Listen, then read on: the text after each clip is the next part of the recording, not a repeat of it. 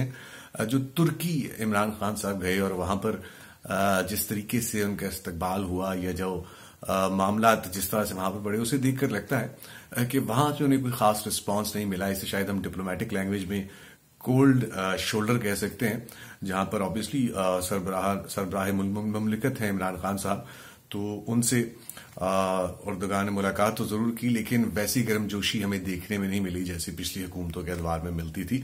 और कोई हमें बहुत बड़ी डील भी वहां से देखने में नहीं मिली। कोई इन्वेस्टमेंट है कि इन्होंने बड़े प्लेजेस तुर्की ने हमारे साथ नहीं किए। ऐसे ही कोई लोन वगैरह जो हम इमदादी पैकेज जिसे हमने आजकल नाम दिया हुआ अपने दोस्त मालिक से लेते हैं, वो भी हमें उसकी कोई खबर सुनने को नहीं मिली।